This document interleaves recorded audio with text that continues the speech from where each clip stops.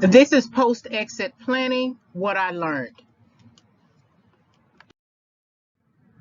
So this is a quick passage from my book titled Toxic Encounters, Why People Pursue Rebound Relationships. I'm just going to read it and give you a quick analysis. The book will be available on Amazon Spring 2021. My rebound relationship taught me much about myself, my belief system, and my personal life goals. Even though I unknowingly entered into a rebound relationship, I take full responsibility for choosing to do so and for continuing the relationship when I realized my guy was still struggling with returning to his ex. When my ex decided that he wanted to pursue reconciliation with his ex-girlfriend, I should have had the courage to let him go, but I allowed his lies and his belief systems to challenge my own belief systems, and I stayed in the relationship. I did not stay in a relationship because I needed one. In fact, before I met him, I had been single and celibate for 13 happy years. I came out of celibacy and met an idiot and became an idiot too. So there's a lot to unpack here, but it's essentially understanding or coming into the understanding that we choose hastily. We make hasty decisions. We look at someone and we perceive them as suitable before we really understand if they are truly suitable. In other words, we don't let them talk. And I will forever push this narrative about, or this point, or this strategy rather, about have the conversation, engage people in conversation before you have sex. I understand that we're trying to meet some kind of need, some sexual desire, and we really only care about that. And in some cases, we do pursue only that, and we don't engage in relationship anymore. But there comes a time when you're going to want more, and if you continue to engage in sex without conversation, you're basically just wearing down your body, wearing down your mind, so that when the real person comes, when a snake comes along, you can't recognize him. The person that I'm talking about is a person who was a snake, not just because he was doing me wrong, or I take full responsibility for engaging in him doing me wrong, but because he was the type of person who moved from person to person to person to person, no stability. He called himself engaged to me, engaged to someone else, going back and forth with his ex. I found out 2 years in a relationship that he was married. Then he was married to somebody else in another state. Then he was still engaging other people online. He was just everywhere. He was a snake. He was a person that you meet on your journey when you are not consciously aware of the decisions that you make and the implications. I'll scratch that for a minute. You can make a decision to have sex with somebody and understand that you are having sex with somebody, but you may not be conscious of the consequences behind that particular encounter, meaning that you think it's just going to be a one night thing or one time thing or a friends with benefits thing or something like that. But one of you could fall in love. And one of you could have such a mental issue about the love that you have for the person that it could turn into something more life-threatening. And it's very difficult when you have engaged in a behavior with someone that you thought was functional, that was positive, and you realize that it wasn't functional or positive at all. When I say I met an idiot and became an idiot too, I mean that he alone could have stayed an idiot, but I didn't have to share in his idiocy. That once he cheated the first time, that should have been enough for me. Then he cheated another time, and that still wasn't enough for me. I rationalized from an emotional standpoint, though. I rationalized that he was struggling, and that he really wanted to not be with his girlfriend anymore because that's what he said. And then she said exactly the same thing as well. So then why wouldn't I believe them? Well, I have said in multiple audios that I wasn't hip on game. They were gaming me. They were playing me. They knew that they wanted to be together, but they sort of used me as a way to kind of stall the relationship. At the same time, I played myself. I gamed myself. I took advantage of myself. People don't take advantage of you. You take advantage of yourself. I assumed wrongly that I was in a relationship delusionally, and I didn't ask all of the questions I should have asked. I didn't get all the answers that I asked. I asked the baseline questions. Are you with someone? Do you have a girlfriend? Are you married? That type of thing. And I actually ran a background check on the person too. Not immediately, but sometime in a relationship, when I just thought to myself, I wonder if they got married behind my back. Because he kept going back and forth. They kept going back and forth with each other. And I just wondered, because that's never happened to me personally. I've been in a relationship with someone. It didn't work out. Then they turned around and got married. But I know of a person individually who was going good with somebody, or she thought she was going good with somebody. And he had sex with her the weekend, one weekend. And then she found out later that Sunday he had gotten married to somebody else. He married somebody else behind her back.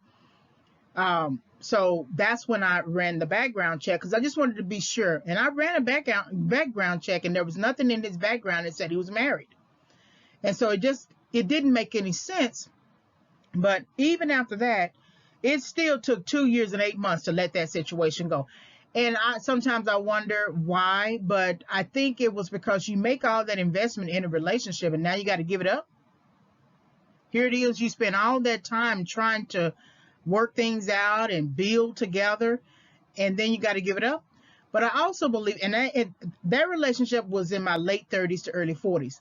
I also think that I also believe that I wanted to settle down. I was ready to settle down. I had finished college. I was already out of college. I was working, and I was trying to build a life for myself, and I was pushing my 40s, and I was beginning to feel my mortality. And so a lot of times when you begin to feel your mortality, you feel like you're losing at the same time. So you feel like you got to redeem the time, let me get all the stuff that I should have gotten maybe in my 20s or my 30s. And so that was something that preoccupied and plagued my mind at the same time. This idea of regret, right? And then there was just some other issues, but I think it was mainly because I was ready to settle down. But then you don't expect to meet your snake when you are ready to settle down. That's why I say a lot of these men who keep playing around in relationships, they think when they are ready to settle down, they're going to meet the best person ever. But you can't mess over good to get to better. And so those 13 years that I was celibate and wasn't dating, I should have used that as reflection.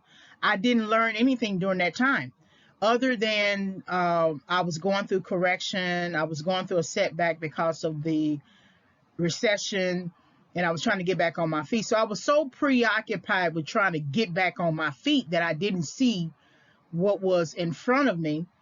And I thought that he was the same way. That's the problem right there, assuming that we think alike when we do not think alike. He was nothing like me. At the same time, he was like my mirror.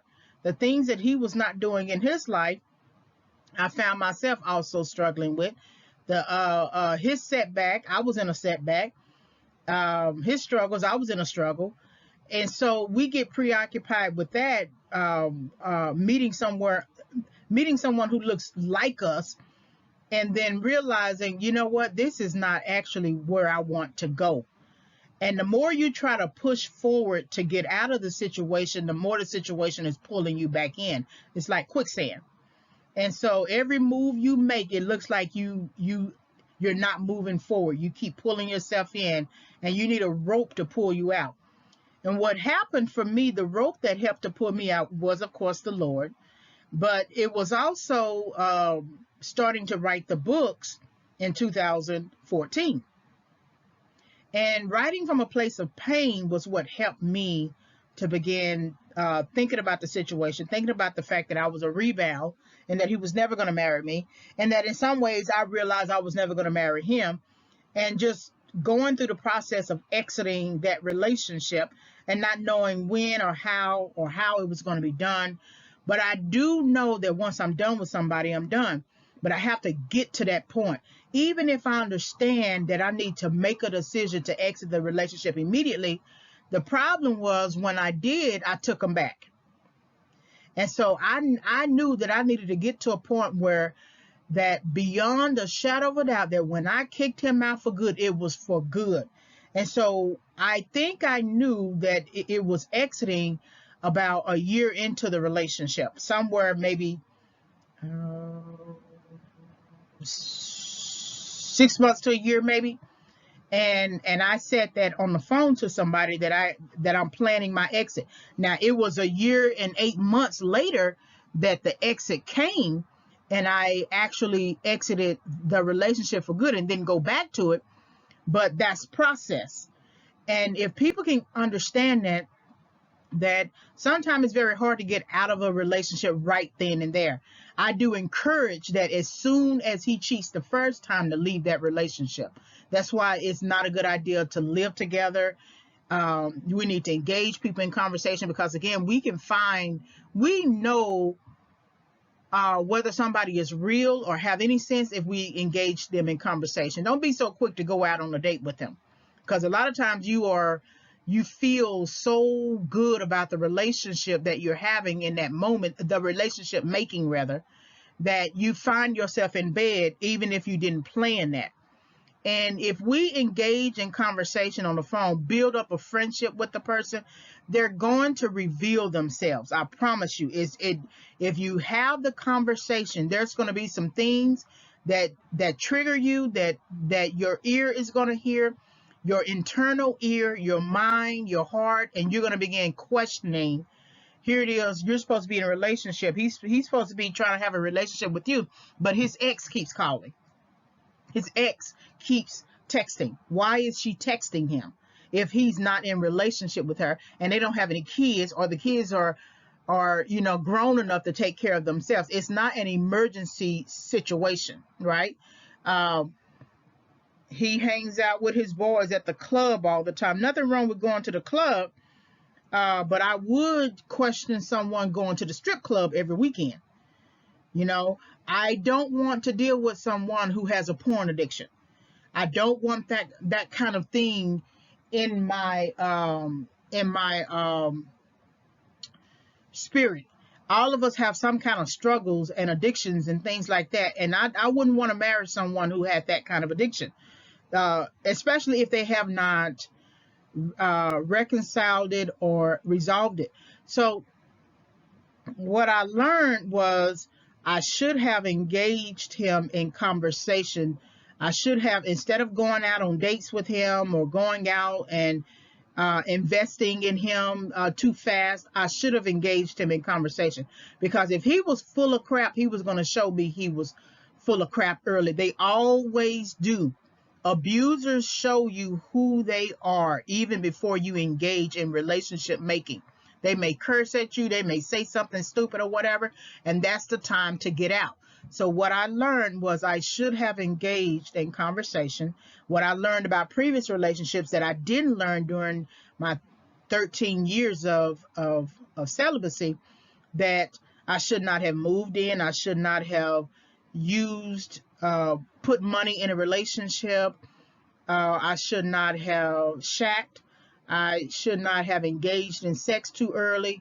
It's just a number of things that I see now that were dysfunctional, and me trying to make something work and function that had no real way of working or function.